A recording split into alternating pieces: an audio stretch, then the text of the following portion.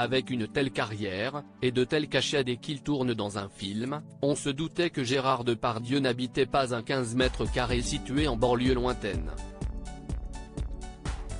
Vous l'ignoriez peut-être, mais le comédien a carrément été propriétaire d'un immense hôtel particulier en plein cœur du 6e arrondissement de Paris, rue du Cherche-Midi, dans le quartier historique de Saint-Germain-des-Prés à côté du jardin du couvent des Petites Sœurs de la Visitation. Difficile de s'y sentir à l'étroit puisque la propriété s'étend sur 1800 mètres carrés environ. Rien que ça. La France, j'y serai toujours pour tourner, mais de moins en moins pour y vivre malheureusement, tant de luxe n'a pas suffi à Gérard Depardieu qui a, un temps, tenté de se séparer de son bien immobilier. En 2012, alors que le comédien souhaitait s'installer en Belgique, avant même de fondre d'amour pour la Russie et de s'acoquiner avec Vladimir Poutine, il avait confié son hôtel particulier à l'agence immobilière d'Alien Féo, qui avait estimé le prix de ce bâtiment de prestige à 50 millions d'euros. La France, j'y serai toujours pour tourner, mais de moins en moins pour y vivre, déclarait l'acteur à qui voulait l'entendre.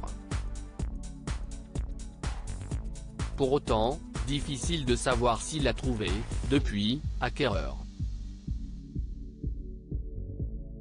Selon les informations du journal Le Figaro, son hôtel particulier n'a jamais été retiré du marché. Il serait donc toujours possible de le visiter, si vous avez le budget en poche, évidemment. L'hôtel particulier de Gérard Depardieu dispose, bien sûr, d'un luxe certain.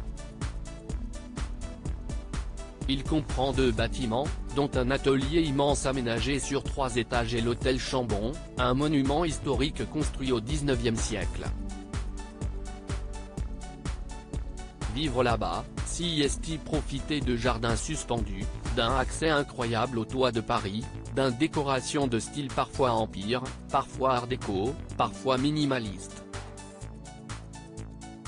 Une vingtaine de pièces, 10 chambres, un ascenseur et une piscine intérieure complètent le tableau. Si tout ceci vous fait envie et que vous disposez de 50 millions d'euros, n'hésitez plus. À moins que le prix n'ait augmenté, lui aussi, en raison de l'inflation.